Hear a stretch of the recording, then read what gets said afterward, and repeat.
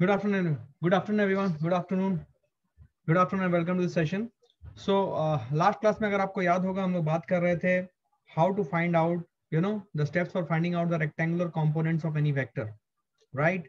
How to find out rectangular components of any vector. This is what we were doing in the last class, right? तो मैंने उसके सारे steps आपको लिखाए थे. Sorry, not question. What we did is that how to find out rectangular components of any vector. ये हम लोग कर रहे थे. मैंने कल आपको इसके पूरे स्टेप्स लिखाए थे. इसके एल्गोरिथम आपके पास होगा. How to find out rectangular component of any vector, right? This is along a given line or along a given surface. ये हम लोग देख रहे थे. Remember? याद आ रहा है आपको? क्विकली अपने कॉपी में देखो, आपके पास डेफिनेटली ये होना चाहिए. क्विकली देखो, है क्या?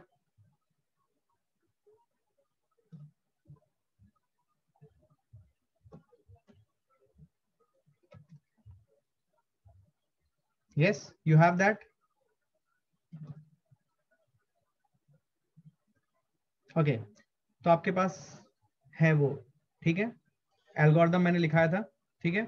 सो this is what how to find out rectangular components of any vector.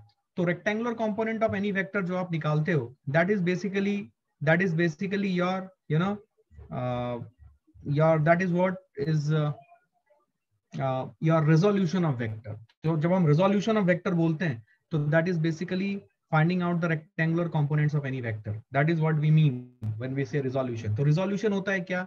किसी भी वेक्टर के कंपोनेंट्स निकालना, बट रेक्टेंगुलर कंपोनेंट्स निकालना, उसी को हम लोग बोलते हैं रेजोल्यूशन.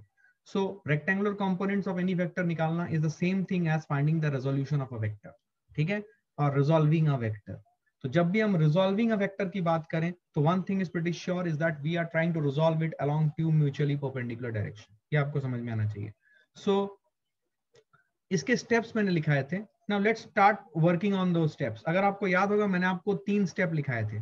पहले क्या किया था, मैंने आपको बोला था कि टेल ऑफ द वेक्टर को उस लाइन के ऊपर रखें जिस लाइन के अलोंग हमें कंपोनेंट्स निकालने हैं या रिजॉल्व करना है. टेल ऑफ द वेक्टर को उस लाइन के ऊपर रखना पड़ेगा, उस लाइन के ऊपर लाना पड़ेगा टेल ऑफ द वेक्टर को, राइट. उसके बाद मैंने आपको क्या बताया, उसके बाद मैंने आपको बताया कि जो हेड ऑफ द वेक्टर है उससे एक परपेंडिकुलर खींचेंगे on that line. That is what we did, right.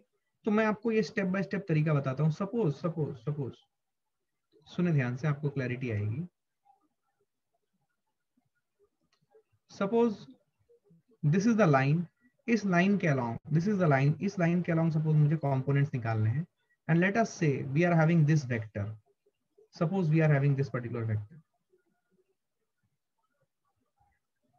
ये हमारा वेक्टर है, फील करें. तो एक्चुअली इस वेक्टर का जो टेल है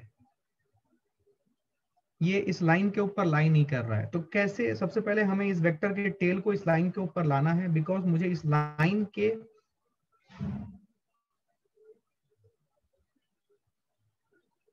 ठीक है, मुझे क्या करना पड़ेगा, सबसे पहला काम है मुझे इस वेक्टर के टेल को इस लाइन के ऊपर लाना पड़ेगा. क्या क्लैरिटी है? ये इस वेक्टर के टेल को इस लाइन के ऊपर लाना पड़ेगा. इसके लिए हम क्या करें, इसके लिए मुझे करना ये पड़ेगा कि मुझे बेसिकली इस वेक्टर को शिफ्ट करके इसके टेल को इस लाइन के साथ मैच कराना है.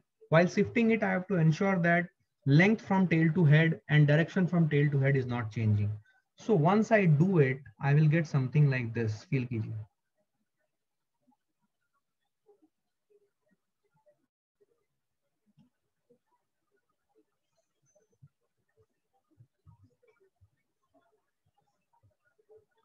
ये देखिए, मैंने वेक्टर को यहाँ ले आया. बेसिकली मैंने वेक्टर को शिफ्ट किया और उसको यहाँ ले आया. अब इसका टेल को मैंने इस लाइन के ऊपर रख दिया. अब मैं क्या करूंगा, सुने ध्यान से, मैं इस वेक्टर के टेल से, सॉरी हेड से एक परपेंडिकुलर खींचूंगा ऑन द लाइन जिसके ऊपर मुझे रेक्टेंगुलर कंपोनेंट बनाने हैं. How to find out rectangular components of any vector along a line, right, along a line.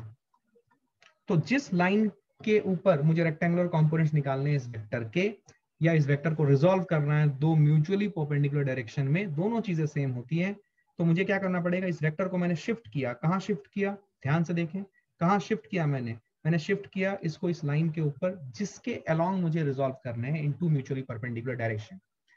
इस लैंग्वेज को थोड़ा समझिए बिकॉज ये लैंग्वेज आपको पता नहीं है, सो आपको थोड़ा बहुत अजीब लग सकता है, बट ये आपके कानों में गूंजना चाहिए कि हाँ इसका मतलब ये होता है। अब क्या करें, आपने इसके हेड से यहाँ पे एक परपेंडिकुलर खींचा, ठीक है, this is what you did. अब क्या करना है सुनो, ये जो पॉइंट है जहां पे आपने ये परपेंडिकुलर ड्रॉप किया, इस पॉइंट को मैं यहाँ पे हाईलाइट कर रहा हूँ, सुनो ध्यान से। अब मैं क्या करूंगा, अब मैं इसके टेल से, ये जो वेक्टर का टेल को इस लाइन के ऊपर मिला दिया हूं, मैं इसको एक स्ट्रेट लाइन से ज्वाइन करूंगा, सुनो ध्यान से, और फिर इसको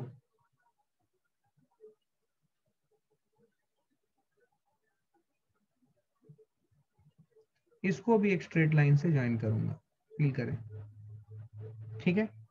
अब सुनो क्या करूंगा मैं, इस वेक्टर का हेड में डालूंगा जहां पे किसी हेड से मिल रहा है, अपोजिट साइड में टेल हो जाएगा, और ये जो पर्पल कलर वाला वेक्टर है इसका टेल जो है ये ओरिजिनल वेक्टर के टेल से मिला दूंगा और दूसरे एंड में हेड आ जाएगा, फील करें। क्या मेरी बात समझ में आई है? सो ध्यान से देखो, अब ये जो मेरा ओरिजिनल वेक्टर था, let me say that it is suppose A vector, तो ये मेरा ए वेक्टर ही हुआ। ये जो मैरून कलर वाला लाइन हुआ ये मेरा वेक्टर हुआ along this line, this is the component which is along this line, let us say this is equal to b vector, maroon colour से या पर्पल कलर से लिखता हूं, b वेक्टर, पर्पल कलर है ये, और दूसरा जो ऑरेंज कलर है इसको सपोज मैं बोलता हूं c vector. So what I will say is that from, इस चीज को मैं यहाँ पे लिखता हूं, from triangle rule of addition of vectors, क्या मैं बोल सकता हूं कि ए वेक्टर जो है ये B vector plus C vector के बराबर है। ध्यान से देखो, ए वेक्टर जो है क्या वो B vector plus C vector के बराबर है। यहाँ पे A vector is the resultant of B vector and C vector, but ये जो बी वेक्टर और सी वेक्टर है इनके बीच का एंगल 90 डिग्री है। So these B and C vectors are the rectangular components, are the rectangular components of a vector। क्या मेरी बात समझ में आई है? क्या मेरी बात समझ में आई है? So this is the way in which you create rectangular components of any vector।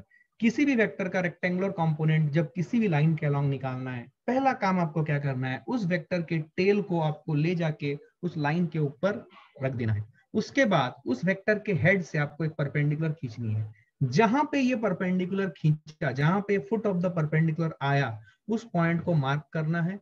फिर दो वेक्टर आपको, जिस तरीके से मैंने यहाँ पे लिखा है देखो, एक पर्पल कलर का वेक्टर और एक ऑरेंज कलर का वेक्टर मैंने मार्क किया, दीज आर म्यूचुअली परपेंडिकुलर।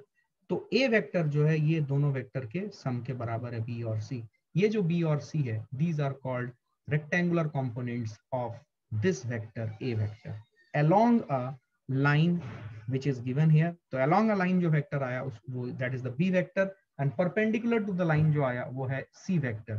तो b vector plus c vector is giving you a vector। क्या क्लैरिटी है ये? अब यहाँ पे एक चीज और फील करना, समझना इस चीज को, because we know that vector को अगर पैरेलल मूवमेंट दिया जाए, ठीक है, पैरेलल मूवमेंट दिया जाए मतलब उसके सपोर्ट के पैरेलल अगर किसी लाइन पे हम वेक्टर को शिफ्ट करते हैं तो वेक्टर चेंज नहीं होता है। तो मैं क्या कर रहा हूं, मैं एक पैरेलल लाइन खींच रहा हूं जो कि इस वेक्टर के टेल से क्रॉस कर रहा है, देखो। तो ये वेक्टर को उठा के मैं अगर इस लाइन पे डाल देता हूं तो it will go something like this. समझे ध्यान से? And this is what, this is also my C vector. So ध्यान से देखोगे तो आई कैन राइट दिस, ये जो रेड कलर वाला वेक्टर है A vector, this is equal to B vector and C vector, इन दोनों का सम। अब जो बी वेक्टर और सी वेक्टर है, ध्यान से देखो, क्या ये पैरेललोग्राम रूल के हिसाब से अरेंज्ड है? और अगर मैं सी वेक्टर को यहां पे ले आता हूं तो क्या बी वेक्टर और सी वेक्टर ट्रायंगल रूल के हिसाब से अरेंज्ड है? क्या पूरी चीज आप लिंक कर पाए? जो आपने ट्रायंगल रूल पढ़ा था, जो आपने पैरेललोग्राम रूल पढ़ा था, डिड यू अंडरस्टैंड इट? क्या आपको समझ में आई है? क्लियर है? ओके, काम करो, इसको उतारो, जो स्टेप बाय स्टेप प्रोसेस था वही मैंने एक्सप्लेन किया है, इसको उतारो and then we will move ahead. अभी हमें थोड़े बहुत कंपोनेंट्स निकालना सीखना है and then we will move ahead. चलो उतार लो fast. Yeah, I'm giving a lot of questions now for practice, do not worry.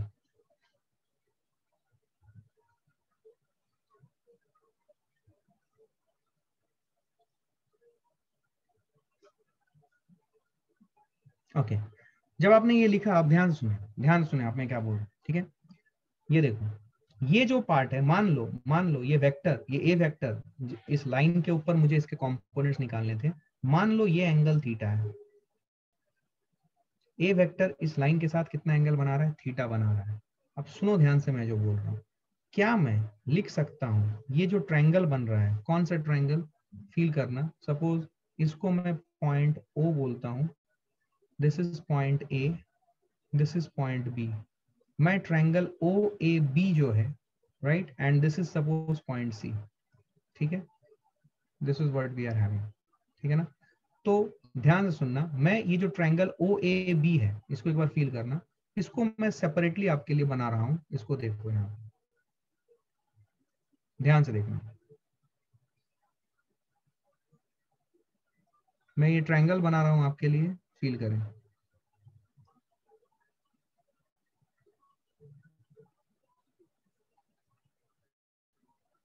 ठीक है, मैं ये ट्रायंगल बना रहा हूं आपके लिए, फील करें इसे।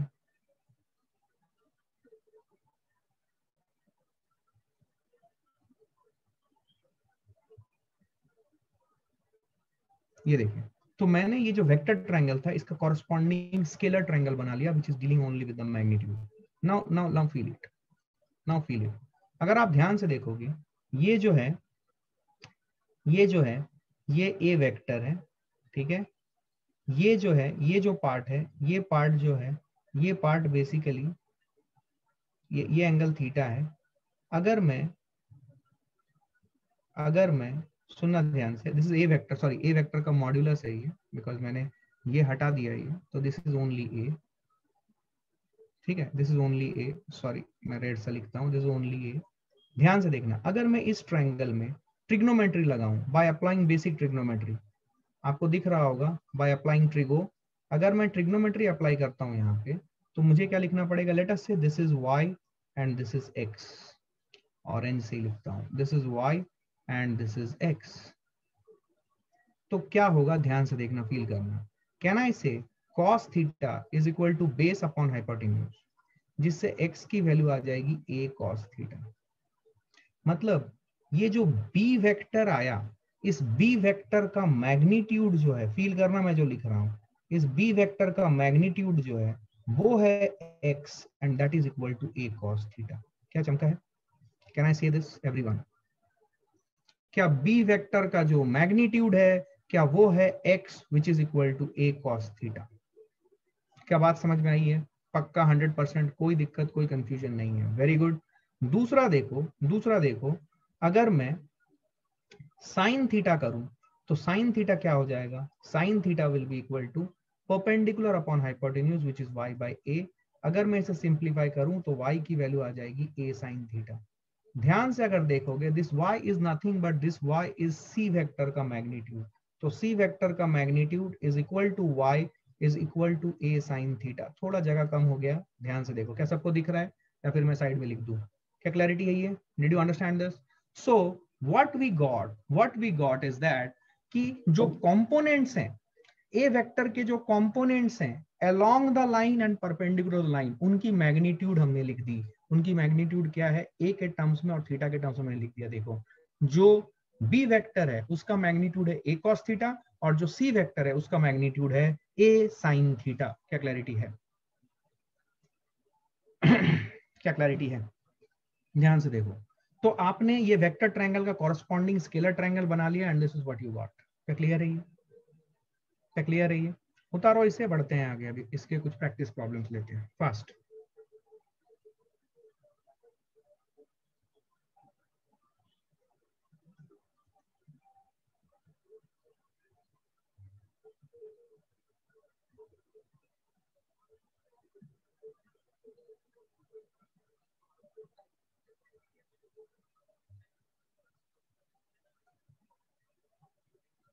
कॉस और साइन में कंफ्यूजन नहीं होना चाहिए, यही चीज मुझे आपको प्रैक्टिस करवानी है। मैं आगे बढ़ रहा हूं, मैं आपको एक सवाल दे रहा हूं, सुने ध्यान से, ठीक है। Suppose let us take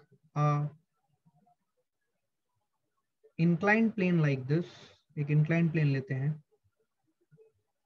and let us say that this angle is 37 degree. मैं एकदम प्रैक्टिकल सेट आपको बता रहा हूं, सुने ध्यान से। ये एक इंक्लाइन प्लेन है, इंक्लाइन प्लेन है मतलब ये एक सरफेस है, ठीक है। मान लो एक फोर्स लग रहा है, and let us say that ये जो फोर्स है, ये फोर्स ऐसे लग रहा है, फील करें।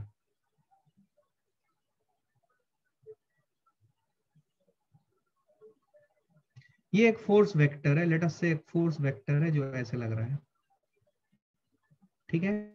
ये इसका फोर्स का मैग्नीट्यूड है 10 न्यूटन, ठीक है। ये मेरा फोर्स वेक्टर है, ठीक है। ये फोर्स वेक्टर इधर है, इसका मैग्नीट्यूड है 10 न्यूटन,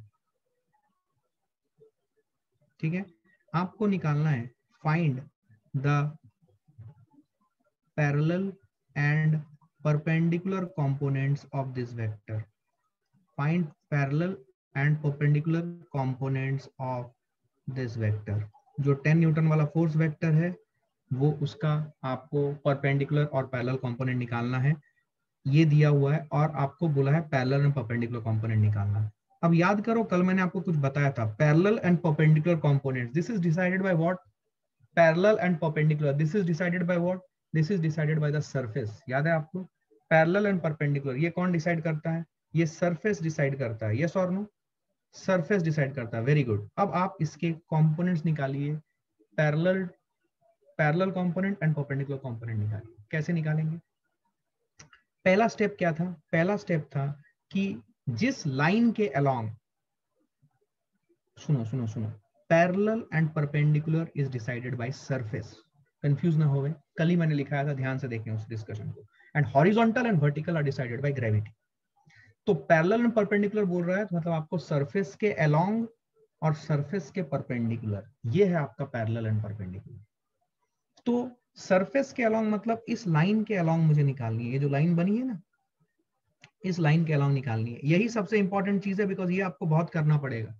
क्लियरली बताओ कैसे आप निकालोगे? स्टेप क्या है? स्टेप है आपको ये 10 न्यूटन वाला जो वेक्टर है, फोर्स वेक्टर, इसके हेड से आपको इस लाइन के अलोंग, जो कि ये सरफेस बना रहा है, इस लाइन के ऊपर एक परपेंडिकुलर खींचना है। खींचो। तो जब आप वो परपेंडिकुलर खींचोगे, will it be something like this? Feel कीजिए, it will be something like this, yes और नो?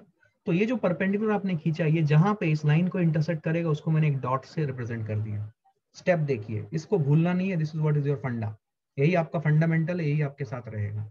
अब आपको क्या करना है? आपको दो कंपोनेंट बनाने हैं। मैं यहाँ पे बना रहा हूँ, मैं अभी ये यूज कर रहा हूँ line, so that I can draw a perpendicular line. ऐसा एक लाइन लिया मैंने, और दूसरा लाइन जो लिया मैंने, वो मैं ये मरून कलर का ले रहा हूँ, ठीक है। ध्यान से देखें, ये लाइन लिया मैंने, ठीक है। अब बारी है हेड और टेल पुट करने की। लॉजिकली सब लोग ध्यान से देना, अपना अपना कॉपी में करना। हेड और टेल, हेड और टेल निकालने की क्या होगी? देखो, हेड क्या होगा? ये देखो, ये ग्रीन कलर वाला एक्चुअली हेड से मिल रहा है, तो यहाँ पे हेड डाल दो। यहाँ पे हेड डालोगे तो दूसरे एंड पे टेल होगा। लॉजिक समझ लो। अब क्या है, ये जो मरून कलर वाला है, ये देखो रेड कलर के टेल से मिल रहा है, तो यहाँ पे टेल डाल दो। सॉरी, यहाँ पे टेल डाल दो, और इस एंड पे हेड डाल दो, ठीक है। सो ये 10 न्यूटन का अलोंग द सरफेस वाला जो कंपोनेंट है, वो है ये मरून कलर वाला, और परपेंडिकुलर टू सरफेस जो कंपोनेंट है, वो है ग्रीन कलर वाला। अब देखो, ट्रायंगल रूल के हिसाब से इन दोनों का सम ये 10 न्यूटन वाले वेक्टर के बराबर होना चाहिए, जिसकी मैग्नीट्यूड 10 न्यूटन है।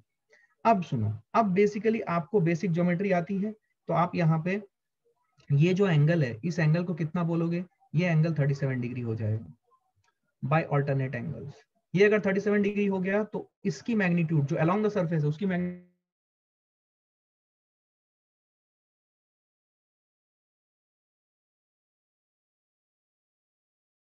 कंपोनेंट हो जाएगा, नीचे वाला मरून कलर वाला का लेंथ 10 cos 37। cos 37 कितना होता है 4/5, 10 into 4/5 करो, क्या ये 8 न्यूटन आएगा। वेरी गुड, ये 8 न्यूटन आएगा। ठीक है, और ये जो ग्रीन कलर वाला है ये आ जाएगा क्या, sin 37, 10 sin 37। sin 37 कितना होता है 3/5, 3/5 मतलब 10 into 3/5 मतलब 10 into 3/5 is 6 न्यूटन। ये 6 न्यूटन। क्लैरिटी है? Did you understand this? So this is what you got, these two vectors. अब ये है ट्रायंगल रूल के हिसाब से आपने कर दिया। फिर से मैं आपको यहाँ पे करके दिखाता हूँ, बार बार करके दिखाता हूँ, सो दैट यू कैन अंडरस्टैंड। अगर आप देखो इसका सपोर्ट जो है, इसका सपोर्ट ये है, इसके सपोर्ट के पैरेलल अगर आप एक लाइन खींचो जो कि रेड कलर के टेल से गुजर रही है, तो you will get something like this. Feel करें। हाँ, अब क्या करो, अब इस ग्रीन कलर वाले को आप यहाँ पे बना दो। अगर आप यहाँ पे बना दोगे तो you will get what, you will get this vector. ध्यान से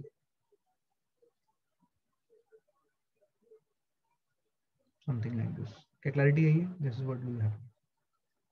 ये भी कितना हो जाएगा, इसका भी ये वेक्टर जो है, ये ग्रीन कलर वाला जो 6 न्यूटन वाला बना है, इसका भी मैग्नीट्यूड 6 न्यूटन होगा, और ये भी, इसका डायरेक्शन भी सेम होगा। So this is what you are getting. ठीक है, इस तरीके से आपने इसको बना दिया। आप चाहो तो अगर इन दोनों को ज्वाइन कर दो तो this will form a rectangle. समझ में आया? तो अलोंग द सरफेस वाला 8 न्यूटन है, परपेंडिकुलर सरफेस वाला 6 न्यूटन है। I hope everybody is getting it. क्या क्लियर है? ये पैरेललोग्राम रेक्टेंगल जो बोल लो, अब यहाँ पे रेक्टेंगल बन गया है, बिकॉज ईच एडजेसेंट एंगल जो है वो 90 डिग्री के बराबर है। ठीक है, अब मेरी बात सुनो ध्यान से, जो मैंने स्टेप बताया वही स्टेप करना है, ज्यादा होशियारी नहीं करना है, क्योंकि यहाँ पे बहुत कंफ्यूजन होता है। मैं कंफ्यूजन की भी एक शीट दूंगा आपको इस चैप्टर के एंड में, कि बच्चे का कंफ्यूजन क्या होता है। कहीं से भी परपेंडिकुलर मत खींचना। जब आप किसी वेक्टर का component along a given line खींचना है, सुनो ध्यान से, स्टेप बाय स्टेप याद रखो, इसलिए मैंने एल्गोरिथम दिया है। Is it necessary that 90 degree is on surface only? Yes, it is necessary. If you do something else you are going to get a wrong answer, that is not known as component. समझ में आ रहा है? आपको vector के head से, एक बार जिस vector का अलोंग अ गिवन लाइन मुझे रेक्टेंगुलर कंपोनेंट्स बनाने हैं, किसी भी लाइन के अलोंग और उसके परपेंडिकुलर, तो मुझे क्या करना पड़ेगा, उस वेक्टर के टेल को सबसे पहले उस लाइन के ऊपर डालो, नहीं है तो डालो अलाउबल मूवमेंट देके। उसके बाद उस वेक्टर के हेड से आपको परपेंडिकुलर खींचनी पड़ेगी उस लाइन के ऊपर। जहां पे परपेंडिकुलर खींचा उसको मार्क करो, फिर आप दो वेक्टर बना दो। दो वेक्टर बनाने का तरीका मैंने बोला है, दो वेक्टर जो होंगे वो म्यूचुअली परपेंडिकुलर होंगे, एक अलोंग द लाइन एक परपेंडिकुलर लाइन। वो जो दो वेक्टर होंगे उनका हेड कहाँ पे होगा, टेल कहाँ पे होगा, उसका लॉजिक मैंने बता दिया है। This is how you will create. उसके बाद जो परपेंडिकुलर कंपोनेंट है उसको शिफ्ट करके आप पैरेललोग्राम रूल के बेसिस पर शिफ्ट करके आप इस साइड में ला सकते हो। That is what is the fund. ठीक है, एक और सवाल बनाओ। ऐसे बहुत सवाल बनाए जा सकते हैं, कोई खास बात नहीं है, आपको क्लैरिटी होनी चाहिए। ठीक है ना? ये सब बेसिक्स ऑफ कंपोनेंट्स हैं and you should be very much clear about it. इसमें बहुत कंफ्यूजन होता है, इसलिए पहले ही सब चीजों को एकदम मास्टरी कर लो। ठीक है, लेट अस से दैट ये है 45 डिग्री, ये मेरा सरफेस है। ठीक है, लेट अस से मैंने एक फोर्स लगाया है और वो फोर्स कुछ इस प्रकार है। ठीक है, मैंने एक फोर्स लगाया, वो फोर्स कुछ इस प्रकार है, फील करो ऐसा।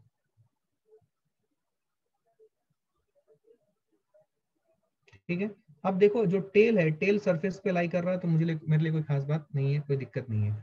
इसका जो मैग्नीट्यूड है, ये मैग्नीट्यूड है 10√2 न्यूटन, और इस वेक्टर का डायरेक्शन मैंने स्पेसिफाई कर दिया। इसका हेड ऊपर की तरफ है, टेल इधर है। अब मुझे इसके दो कंपोनेंट्स निकालने हैं, one along the surface parallel and perpendicular components, मतलब along the surface one perpendicular surface. कैसे निकालूं? खुद से निकालो, जल्दी खुद से निकालो, फास्ट, आसान है। देखो बेसिक ज्योमेट्री लगा के आप इसका सपोर्ट अगर ऐसा एक्सटेंड कर दो, देखो ध्यान से, बेसिक ज्योमेट्री लगा इसके सपोर्ट को ऐसे एक्सटेंड कर दो, इसके सपोर्ट को, तो आपको दिखेगा ये 45 डिग्री, ये 90 डिग्री, तो ये भी 45 डिग्री, ये 45 डिग्री, तो ये भी 45 डिग्री। ठीक है, अब आप क्या करोगे, अब आप यहां से एक परपेंडिकुलर खींचो। देखो हेड से मैं परपेंडिकुलर खींच रहा हूं उस लाइन के ऊपर जिसके जिसके अलोंग और जिसके परपेंडिकुलर मुझे कंपोनेंट्स चाहिए। फील करें। अब मैं क्या करूंगा, हमेशा मैं यही कर रहा हूं, यही आपको मास्टरी करना है, कुछ और मत करियो भैया, मैं दिखाऊंगा भी क्या गलती करोगे तो। ठीक है, this is one vector, the other vector is this one, suppose right. ध्यान से देखो। ठीक है, ये हो गया। अब देखो ये जो मरून कलर वाला और ग्रीन कलर वाला, देखो यहाँ पे टेल है, तो यहाँ पे टेल मिला दो, ठीक है, यहाँ पे हेड है तो ग्रीन कलर से मैं यहाँ पे हेड मिला दे रहा हूँ, तो इधर इसका टेल हो गया और इधर मरून कलर का हेड आ गया या ब्राउन कलर का, जैसे ये हेड आ गया। ये आपके दो कंपोनेंट हो गए। आप चाहो तो पैरेललोग्राम रूल के बेसिस पे इसके सपोर्ट के पैरेलल सपोर्ट बना लो, ये ट्रायंगल रूल के बेसिस हुआ। पैरेललोग्राम रूल के बेसिस पे जो पैरेलल सपोर्ट है उसको यहाँ से क्रॉस करा दो।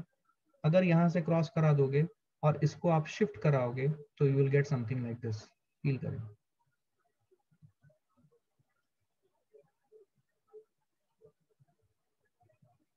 आई होप एवरीबॉडी अंडरस्टैंड दिस। क्या क्लियर है ये? ये देखो, अब ये कंपोनेंट्स बोलो क्या हो जाएंगे। ठीक है, अब बोलो ये कंपोनेंट्स कितने कितने होंगे ये बताओ। 10√2, ये एंगल कितना, ये एंगल 45 डिग्री है सर।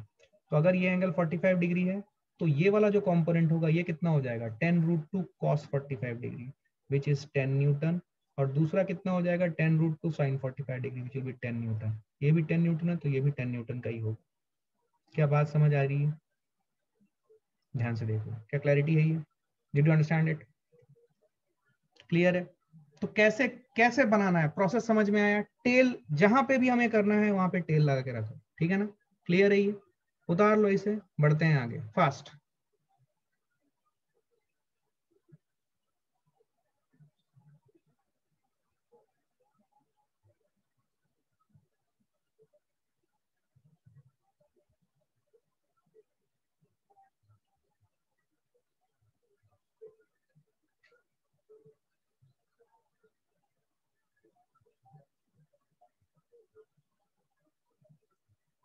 Done.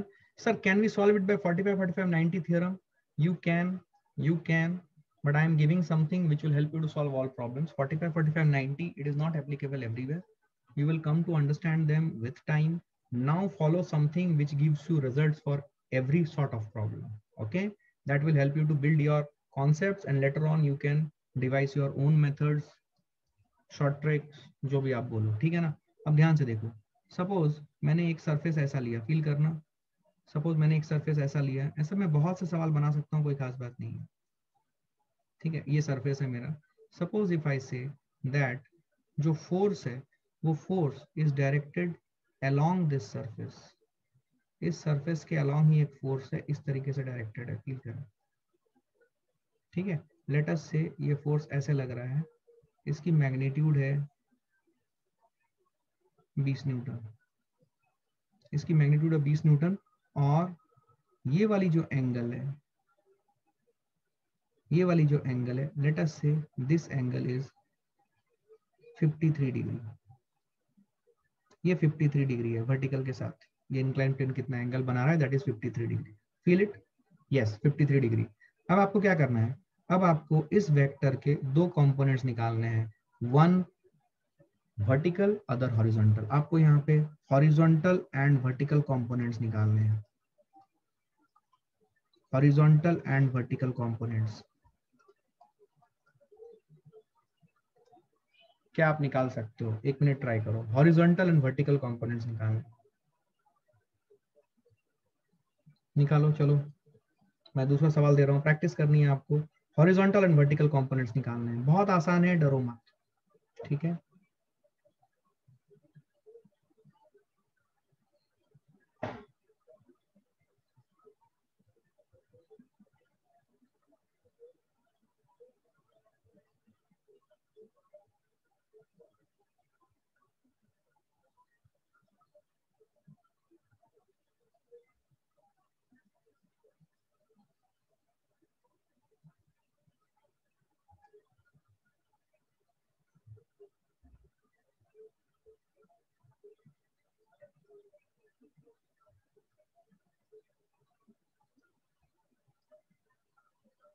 ये दोनों केस में आपको हॉरिजॉन्टल एंड वर्टिकल कंपोनेंट्स निकालने हैं।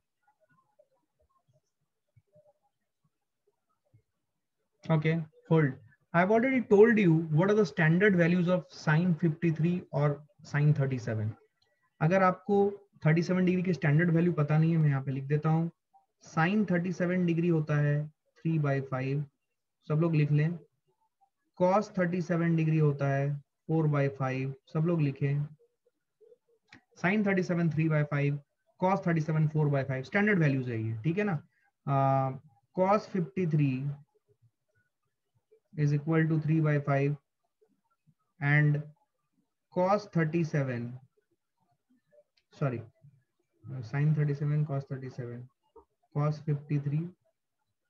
53 is sin 37 and sin 53 is cos 37, sorry, sin 53 degree जो है उसकी वैल्यू 4/5 होती है। ये स्टैंडर्ड वैल्यूज है, मैं चाहता हूं आप ये याद रखें, मैंने ये रटने के लिए बोला है। Apart from values which you already know 0 30 45 60 90, इसके अलावा आपको 37 डिग्री की वैल्यू याद रखनी पड़ेगी। याद रखिए इसे। साइन 37 क्या होता है, कॉस 37 क्या होता है, tan 37 आप sin 37 cos 37 निकाल सकते हो, it will B 3/4 and all that. sin 37 3/5, cos 37 4/5, cos 53 3/5, sin 53 4/5। ठीक, क्लियर है। sin 37 3/5, cos 37 4/5, cos 53 is sin 37, ठीक है, which is 3/5, and sin 53 is cos 37, ठीक है, which is 4/5। ठीक है, चलिए 12 न्यूटन 16 न्यूटन सब लोग बोल रहे हैं यही। चलिए आइए मिलके करते हैं। तो देखिए सबसे पहले अगर आप देखोगे यहाँ पे हमें क्या चाहिए, हमें चाहिए horizontal and vertical components. Horizontal and vertical component decide bye gravity. तो ग्रेविटी की डायरेक्शन जो है सबसे पहले यहाँ पे लिख लें, ग्रेविटी डायरेक्शन ऐसे नीचे है। तो जो वर्टिकल कंपोनेंट होगा वो ये होगा, सुने ध्यान से, जो वर्टिकल कंपोनेंट होगा वो अलोंग द ग्रेविटी होगा, it will be something like this. और जो हॉरिजॉन्टल डायरेक्शन होगा it will be something like this.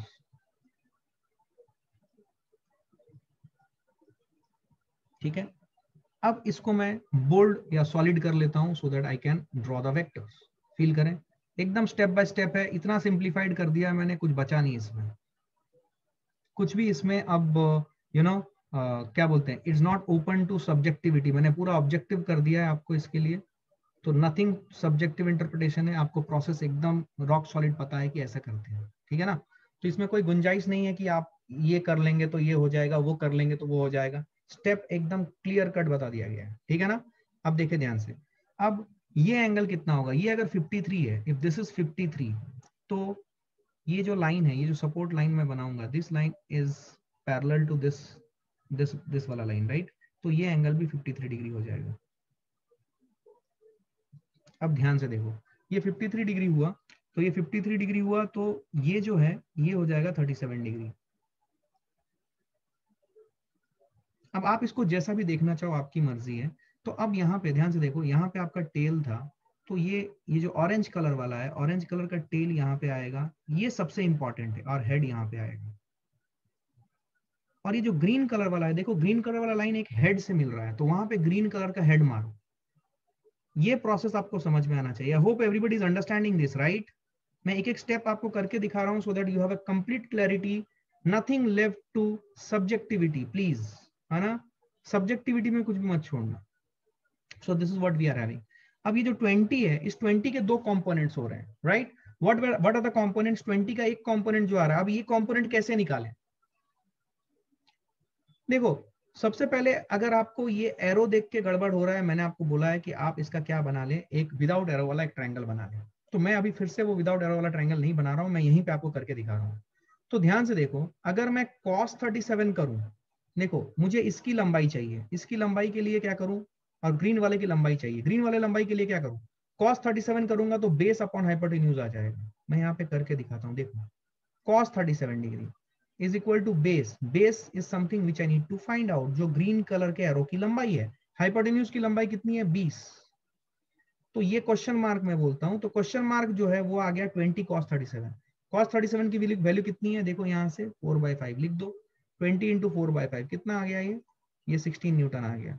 तो ये जो ग्रीन कलर वाला एरो है उसका मैग्नीट्यूड 16 न्यूटन है, समझे। हाँ, और अब अगर आप sin 37 करना चाहो तो कर लो। sin 37 करोगे तो परपेंडिकुलर निकालना है, अपॉन हाइपोटेन्यूज इज 20। तो अब जो क्वेश्चन मार्क आया, क्वेश्चन मार्क मतलब which I need to find, which will be 20 into sin 37। sin 37 की वैल्यू कितनी, 3/5। तो ये आ जाएगा आपका 12 Newton. I hope everybody is understanding this. तो ये 12 न्यूटन आया, तो यहाँ पे 12 न्यूटन लिख डालो। यस सर, क्या क्लैरिटी है? ये 12, ये 16, रिजल्टेंट 20। क्या क्लियर है ये? अब आप अगर चाहो तो आप इसके सपोर्ट को, सुनो ध्यान से, इसके सपोर्ट को आप यहां शिफ्ट कर दो और इस वेक्टर को यहां शिफ्ट कर दो according to parallelogram rule of vectors. आपको समझ आ रहा है राइट गाइस? क्या मैं अकेला समझ रहा हूं या आपको समझ आ रहा है? आपको आ रहा है राइट? ये देखिए, अब इसके बाद कुछ भी सब्जेक्टिविटी के लिए बचता नहीं है। I hope everybody is okay with this. क्या क्लैरिटी है? Did you understand this? खत्म। तो ये वेक्टर्स आपके आगे, these are known as the rectangular component of vectors. अब यहाँ पे हॉरिजॉन्टल और वर्टिकल कंपोनेंट्स हमने निकाले। क्या क्लियर है ये? अंडरस्टूड? अब आपके सामने एक और सवाल मैंने ये दिया है 5 न्यूटन वाला। क्या आप इसके कंपोनेंट बता सकते हो, हॉरिजॉन्टल और वर्टिकल कंपोनेंट्स? बहुत आसान है, कोई खास बात नहीं है, करके बताओ क्विकली। बताओ इसका कितना आएगा? आ गया ऑलरेडी आंसर, आप ले आ चुके हो राइट? ठीक है, 3 Newton and 4 Newton. Okay, everybody is getting it? Everybody is getting it? ध्यान से देखो, मैं फिर से हॉरिजॉन्टल और वर्टिकल ऐसा कर रहा हूं। देखो,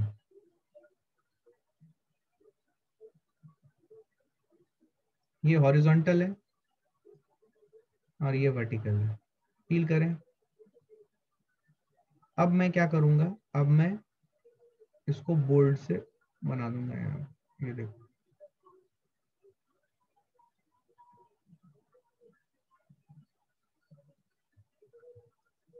और इसको भी मैंने बोल्ड से बना दिया। ठीक है, अब आप इसका हेड और टेल सही से डिसाइड करें। देखो, यहाँ पे ये जो ग्रीन कलर वाला है, ये रेड कलर वेक्टर के टेल से मिल रहा है, तो यहाँ पे टेल बना दो ग्रीन कलर का। और ये जो ऑरेंज कलर वाला है, ये देखो हेड से मिल रहा है, तो यहाँ पे हेड बना दो। तो इधर आ जाएगा एक का टेल हेड का, और ग्रीन का, सॉरी, ऑरेंज का टेल आ जाएगा और ग्रीन का यहाँ पे हेड आ जाएगा। अब देखो, आपने इसको ट्रायंगल रूल के हिसाब से अरेंज कर दिया। तो ट्रायंगल रूल के हिसाब से आपने इसको अरेंज कर दिया। तो अब सवाल है कि इसके कंपोनेंट्स, इस ग्रीन कलर वाले एरो की लंबाई कितनी और ऑरेंज कलर वाले एरो की लंबाई कितनी, ये कैसे निकालेंगे? ये निकालना काफी आसान है। देखो, 37 डिग्री ये है, सुनना ध्यान से, this is 37 degree. Can you just visualize, because ये एक राइट एंगल ट्रायंगल अगर आप बनाओगे, तो यहां से अगर आप एक लाइन खींचोगे ऐसा, अगर ये राइट एंगल ट्रायंगल बनाना है, फील करना, ये आपको खुद विजुअलाइज करना पड़ेगा, कोई बोलेगा नहीं आपको। क्या ये एंगल 53 डिग्री आ जाएगा? अगर ये एंगल 53 डिग्री, तो ये एंगल भी 53 डिग्री। ठीक है, बेसिक। और अगर ये एंगल 53 डिग्री, ये जो 5 न्यूटन है, ये 90 डिग्री का एंगल बना रहा, तो this one will be 37 degree. ये परपेंडिकुलर था इस इंक्लाइन प्लेन के। यस सर, ये 37 डिग्री आ गया।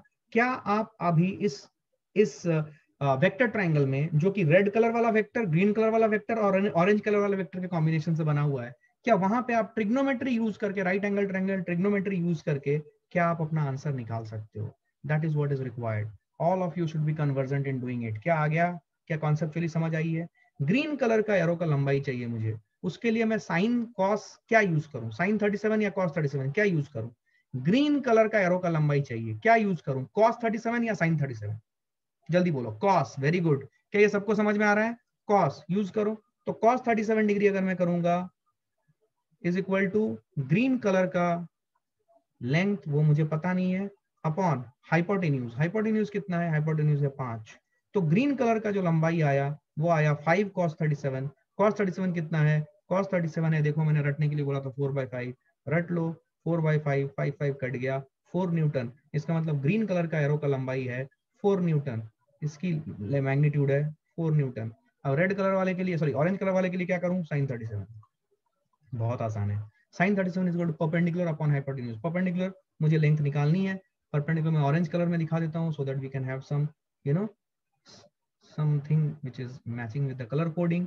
परपेंडिकुलर अपॉन हाइपोटेन्यूज, हाइपोटेन्यूज कितना है? हाइपोटेन्यूज 5 न्यूटन है। तो क्या क्वेश्चन मार्क अभी आ जाएगा? 5 sin 37, sin 37 3/5 होता है, तो ये कट गया, तो 3 न्यूटन आ गया। This is 3 Newton. यस। क्या क्लैरिटी है ये? So you got the horizontal and vertical components. क्या क्लैरिटी है? बोलना पड़ेगा, उतार लो, आगे बढ़ते हैं fast.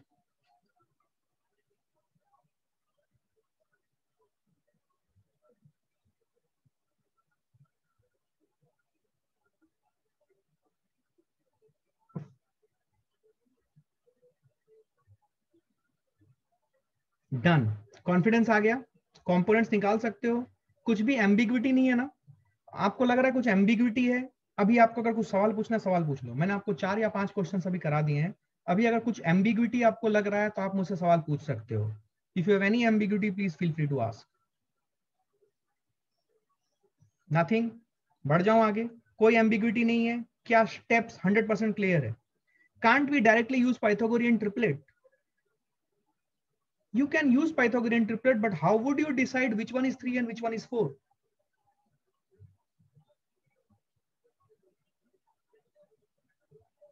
How would you decide which one is 3 and which one is 4?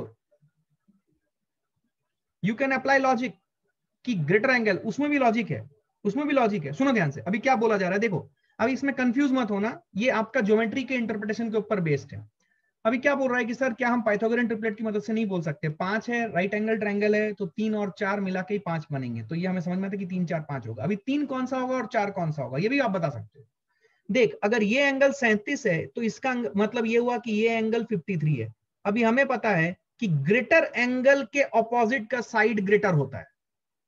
हाँ, ग्रेटर एंगल के ऑपोजिट का साइड ग्रेटर होता है, स्मॉलर एंगल के ऑपोजिट का साइड स्मॉलर होता है। क्या ये हमने पढ़ा है ट्रायंगल इनइक्वालिटी में, याद करो।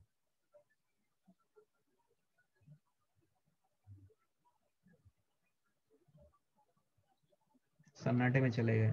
स्टैंडर्ड 10th हो गया है सर, रिजल्ट भी आ गए हैं, तो standard 10th is gone, so why should we remember anything of standard 10th? Please give us something of standard 11th। Standard 10th के नॉलेज के बिना स्टैंडर्ड 11th में आपको दिक्कतें आएंगी, छोटी छोटी बातें, जो आपको क्लैरिटी आएंगी तो वही आपको कॉन्फिडेंस दिलाएगा। हाँ, समझ में आई बात? हाँ, ये बात भी सही है, हम बता भी सकते हैं कि 3 और 4 कौन होगा, बिल्कुल बता सकते हैं भाई। तो ये लॉजिक से आप काम कर सकते हो। समझ में आ रही बात? समझ में आ रही है? कोई दिक्कत नहीं है, we understand it, right? Good. तो पाइथागोरियन ट्रिपलेट आप बना सकते हो, तो कोई दिक्कत नहीं है, you can get your answer. ठीक है, ओके। अब सुने ध्यान से, अब इसमें मैं कुछ और सवाल करा रहा हूं, कोई एम्बिग्यूटी नहीं है, आप बोल रहे हो, वेरी गुड। सुनो ध्यान से, सपोज मैंने एक इंक्लाइन प्लेन ऐसे लिया,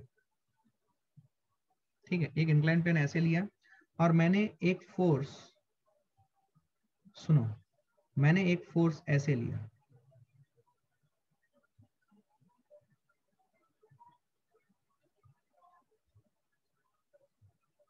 ये मेरा वेक्टर है, मान लो फोर्स वेक्टर है, और ये मेरा सरफेस है, या ये मेरा लाइन है, इस लाइन के अलॉन्ग मुझे इसके कंपोनेंट निकालने हैं। कौन से कंपोनेंट निकालना मैं पसंद करूंगा, बोलो तुम्हारे हिसाब से मैं कौन सा कंपोनेंट तुमसे पूछने वाला हूँ, कोई बता सकता है मुझे? कौन सा कंपोनेंट मैं पूछने वाला हूँ, बोलो तो देखो तुम लोग जज कर पा रहे हो कि नहीं क्वेश्चंस। कौन सा कंपोनेंट मैं पूछूंगा? मैं हॉरिजॉन्टल वर्टिकल पूछूंगा, या मैं पैरेलल परपेंडिकुलर पूछूंगा? क्या पूछूंगा मैं? पैरेलल एंड परपेंडिकुलर पूछूंगा, वेरी गुड।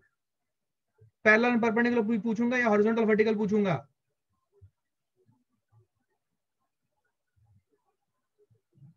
अरे बेटा, पैरेलल एंड परपेंडिकुलर कौन डिसाइड करता है? सरफेस। ये सरफेस है मेरा इंक्लाइन प्लेन का, ये सरफेस है मेरा। तो अगर मैंने बोल दिया कि ये एंगल मैं 90 डिग्री लिया हूं, तो तुम्हें तो परपेंडिकुलर कंपोनेंट पता ही चल गया, पैरेलल कंपोनेंट 0 है, पूरा का पूरा परपेंडिकुलर कंपोनेंट है, कुछ करने की जरूरत ही नहीं है। तो मैं यहाँ पे क्या पूछूंगा? हॉरिजॉन्टल एंड वर्टिकल पूछूंगा। क्या चमका है? I hope everybody is getting clarity on this. ठीक है, तो मैं क्या पूछूंगा? हॉरिजॉन्टल एंड वर्टिकल पूछूंगा मैं आपसे। ठीक, तो आपको इसका हॉरिजॉन्टल एंड वर्टिकल कंपोनेंट बताना है। ठीक है, ये एंगल मैंने दे दिया 37 degree, and let me tell you that इसकी जो लंबाई है वो है 20 न्यूटन, मैग्नीट्यूड इस फोर्स वेक्टर की। इसका मुझे आप हॉरिजॉन्टल और वर्टिकल कंपोनेंट दे दीजिए। क्या आप दे सकते हैं? करो, 1 मिनट का समय लो, फास्ट, गड़बड़ मत करना।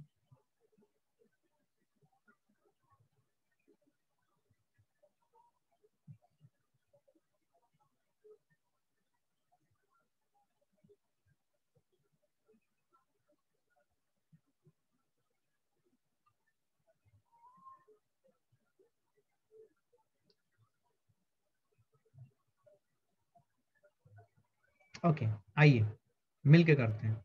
सबसे पहली बात है कि हॉरिजॉन्टल एंड वर्टिकल आपके एक्सेसेस आपको बनाने पड़ेंगे, बिकॉज आपको तो वो लाइन चाहिए ना जिसके ऊपर आपको हॉरिजॉन्टल और वर्टिकल कंपोनेंट चाहिए।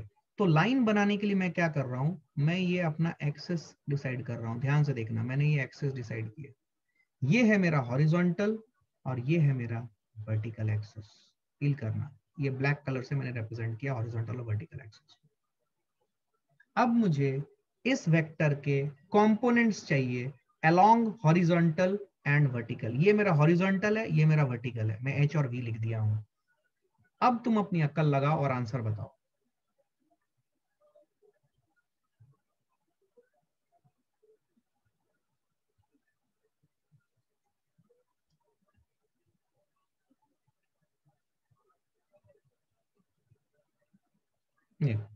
अब सुनो ध्यान से, क्या करना पड़ेगा मुझे, इसके, सुनो ध्यान से, मुझे इसके हेड से एक परपेंडिकुलर खींचना पड़ेगा on this horizontal line, on this horizontal line. मैं ये खींच रहा हूं, ध्यान से देखो, और मैं यहां पे एक हॉरिजॉन्टल लाइन ऐसे खींच रहा हूं। फील करें, समझ में आई बात? ध्यान से देखना, तो यहाँ पे टेल था तो ये ग्रीन कलर के वेक्टर का टेल बना दिया, यहाँ पे हेड था तो ऑरेंज कलर के वेक्टर का हेड ऐसे बना दो। ध्यान से देखना, ठीक, यहाँ पे इसका टेल आ जाएगा ऑरेंज कलर का और ग्रीन कलर का यहाँ पे हेड आ जाएगा। अब देखो, ये ग्रीन कलर वाला वेक्टर और ये ऑरेंज कलर वाला वेक्टर, क्या ये हॉरिजॉन्टल एंड वर्टिकल कंपोनेंट्स हो गए? अब सुनना है आपको मैं जो बोल रहा हूं, अब आपको ये वाला एंगल निकालना है। हु विल गिव मी और who will tell me what will be this angle? यही एंगल वेंगल निकालना सीखना है, कोई खास बात नहीं है, जल्दी बताओ। ये एंगल मुझे चाहिए, क्या आप अप्लाई कर सकते हो लॉजिक?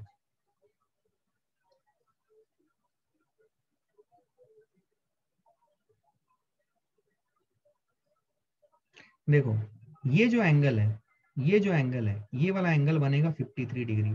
थोड़ा मैं बाहर लिख रहा हूं ताकि आपको क्लैरिटी रहे। ये 53 डिग्री है और ये जो है ये 37 डिग्री है। ठीक है, this is what we are having. Clear है? क्लियर है? हाँ, बात समझ में आई है? ठीक है, समझ में आई बात? अब देखो, अब देखो, अगर आप इस राइट एंगल ट्रायंगल में सही तरीके से, ये 90 डिग्री है,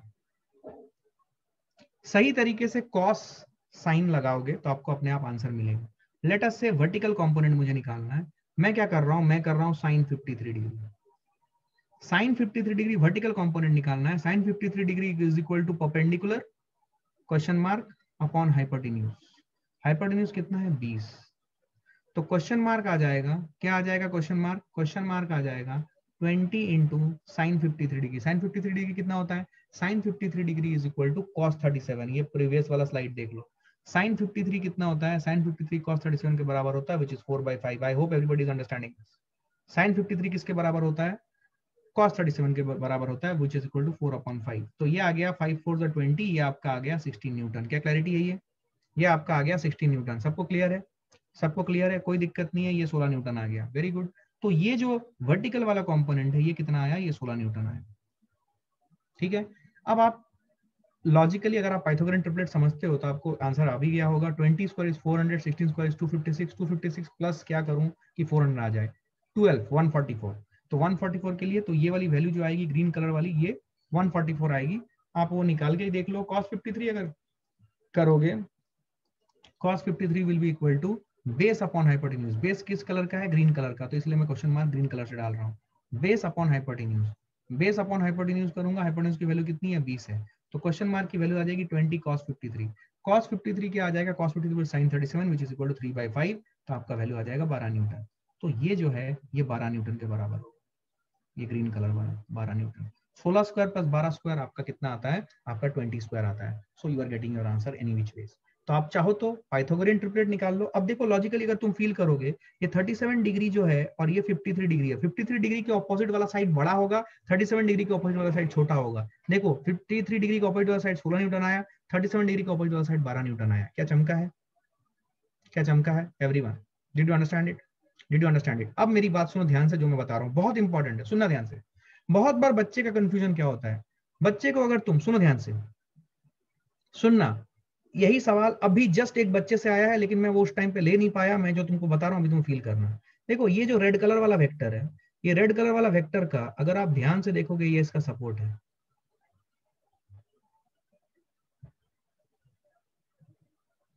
तो इस वेक्टर को अगर आप इस सपोर्ट पे मूव करा दो,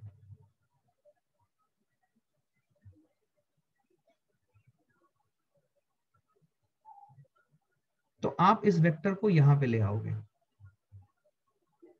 फील करें, लेंथ उतना ही रखा आपने, ठीक है, मैं जो बोल रहा हूं समझो। तो अगर ऐसा करोगे आप, तो आप इस ग्रीन कलर वाले का सपोर्ट देखो, आपने इसको इधर मूव किया, ग्रीन कलर वाले का सपोर्ट देखो, ग्रीन कलर वाले का सपोर्ट ये हो गया। तो आप इस ग्रीन कलर वाले को मूव करा के यहां पे ले आओ। आपको समझ में आया मैं क्या कर रहा हूं? हाँ यार क्या बात है, ये देखो समझ में आया, मैंने ग्रीन कलर वाले को मूव करा के यहाँ पे ले आया, क्या समझ में आया है? यहाँ पे हेड आ गया, यहाँ पे टेल आ गया, फील करो। हाँ, और ये जो ऑरेंज वाला है, इस ऑरेंज वाले को मैं इस सपोर्ट पे मूव करा रहा हूं, फील कीजिए, फील कीजिए।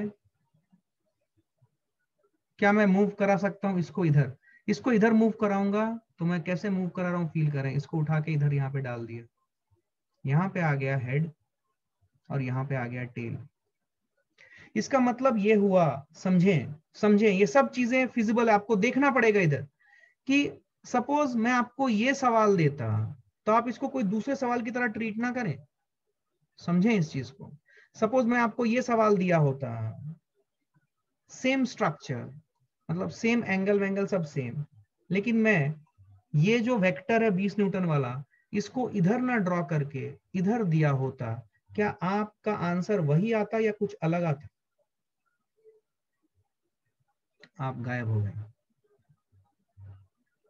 गायब हो गए आप।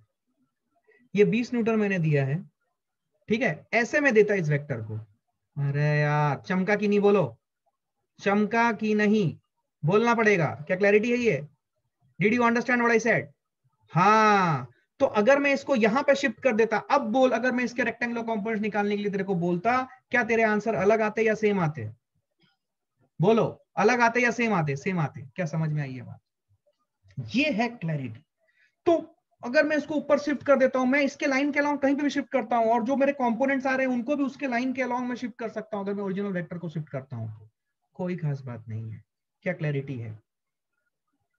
बोलना पड़ेगा, क्या क्लैरिटी है? पक्का? पक्का।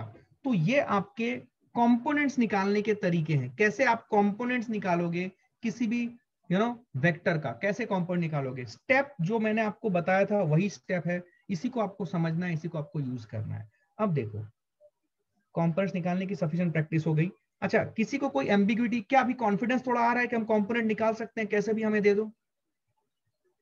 कॉन्फिडेंस है कि नहीं कि हम कंपोनेंट निकाल सकते हैं? प्रोसेस क्या है, जिस लाइन के अलाउंग निकालना होगा हमें वेक्टर के टेल को उसी लाइन के ऊपर लाके रखना पड़ेगा, अगर नहीं है तो लाके रखना है। समझ में आई बात? नहीं है तो लाके रखना है, ऐसा मत बोलना सर नहीं था तो हम क्या करें, नहीं है तो लाके रखो by using the properties of vector, कि उसके लाइन के अलोंग या उसके पैरेलल सपोर्ट के ऊपर अगर हम वेक्टर को शिफ्ट करते हैं तो वेक्टर में कोई चेंज नहीं आता है। ये कॉन्सेप्ट आपको यूज करना है for bringing the vector in such a way or in such a position. You will arrange the vector in such a position that its tails coincides with the line or the surface along which you have to find out the vector, along which and perpendicular to which. क्या clarity है ये? This is what is the understanding. Clear है? Confidence नहीं आया? Clear है? पक्का? पक्का? बढ़ जाऊं आगे? कोई ambiguity, कोई question? No. पक्का ना? Good good. तो ऐसे आपको कंपोनेंट्स निकालने पड़ेंगे। अब मेरी बात ध्यान से सुनो, ठीक है?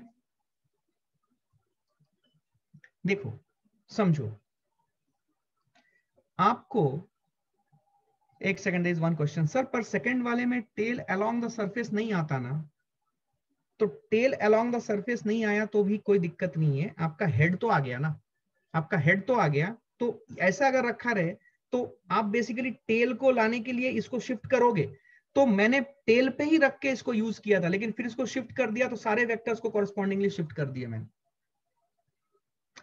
मैंने क्वेश्चन क्या दिया था इनिशियली, टेल ही रखा था वहां पे, that is the standard process. लेकिन फिर जब मैंने इस रेड कलर वाले वेक्टर को अलोंग द लाइन शिफ्ट किया इधर, तो ये इसके हेड पे आ गया, ठीक है ना, ये इसके हेड पे आ गया, तो कॉरेस्पॉन्डिंगली जो वेक्टर्स यहां पे बन रहे थे उनको भी अलोंग दो सपोर्ट्स हमने शिफ्ट किया है, या पैरेलल सपोर्ट शिफ्ट किया है to get our answer, but answer same आएगा।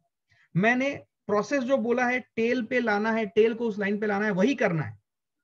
नहीं sir, can we use head to then? Do not use it now, use the same process which I have told you. देखो मैंने जब ये question बनाया था, मैंने इनिशियली आपको टेल ही इसके ऊपर मिला के बनाया था, बट मैं क्या बोल रहा हूं कि ये बनाने के बाद मैंने इसको शिफ्ट किया इधर, यस और नो? ये बनाने के बाद ये जो नीचे वाला पार्ट है, इस इंक्लाइन प्लेन के नीचे में जो ये वेक्टर ट्रायंगल बना है, इसको पहले हमने यहां बनाया, फिर मैंने इस वेक्टर्स के हर एक वेक्टर को शिफ्ट किया और फिर मैंने दिखाया। और मैं ये बोलने की कोशिश कर रहा हूं कि तुम्हारा वेक्टर ऐसा हो या ऐसा हो, दोनों के कंपोनेंट सेम आएंगे। This is what is my objective. Confuse हो गए? Sir can we use parallelogram method? Yes you can use. जब मैं आपको बार बार हर वेक्टर में बोल रहा था कि ये वेक्टर को मैं शिफ्ट करके यहाँ पे डाल रहा हूँ, याद करो ये वेक्टर को शिफ्ट करके यहाँ पे डाल रहा हूँ, तो आप अगर इस वाले पोर्शन को देखोगे, देखो स्पॉटलाइट की मदद से दिखा रहा हूँ, ये एक वेक्टर है, ये दूसरा वेक्टर है, और ये इसका रिजल्टेंट है। तो 20 न्यूटन हमें दिया हुआ था, इसके दो कंपोनेंट्स निकालने थे, एक कंपोनेंट इधर, एक कंपोनेंट इधर आया। समझ में आया? एक कंपोनेंट इधर, एक कंपोनेंट इधर आया। समझ में आया? ये कंपोनेंट 12 न्यूटन, ये कंपोनेंट 16 न्यूटन। अगर हम ये वाला वेक्टर और ये वाला वेक्टर देखते हैं तो we are getting the result from parallelogram rule. अगर हम ये वाला वेक्टर और ये ग्रीन वाला वेक्टर देखते हैं, then we are getting the result from triangle rule, but result आएगा सेम। तो अगर कोई बच्चा पूछता है कि सर क्या मैं पैरेललोग्राम रूल यूज कर सकता हूं, मेरा आंसर होगा बिल्कुल यूज कर सकते हो, बट अभी फिलहाल इस चीज को एब्जॉर्ब करो और एक स्टैंडर्ड प्रोसेस जो मैंने दिया है उसको फॉलो करो। एक बार जब आप कन्वर्जेंट हो जाओगे कॉन्सेप्ट से, फिर आप ट्रायंगल पैरेललोग्राम में ऑटोमेटिकली शिफ्ट मार सकते हो। अभी फिलहाल अपने आप को कंफ्यूज मत करो और एक स्टैंडर्ड प्रोसेस फॉलो करो जो मैंने लिखा है, स्टेप्स फॉर फाइंडिंग रेजोल्यूशन और steps for doing resolution of vector. क्या बात समझ में आ रही है? Did you understand? देखो फिलहाल पहले क्या करो, पहले तुम प्रोसेस को कॉपी करो, उसको कॉपी करके समझो, फिर अपने इनोवेशंस, अपने अंडरस्टैंडिंग उसके अंदर पुट करो। That is the best way of learning. पहले से ही क्वेश्चन पूछने जाओगे तो जो पढ़ाया गया वो भी कैच शायद नहीं कर पाओगे, और बहुत सारे क्वेश्चंस में अपने आप को कंफ्यूज पाओगे, वो नहीं होने का है। क्या क्लैरिटी है ये? Did you understand it? पक्का? समय हो गया है 5:03, मैं रखूंगा क्योंकि शायद पैरेलल क्लासेस है, आपको जाना पड़ेगा। So I will stop here today. Thank you very much guys. Thanks a lot.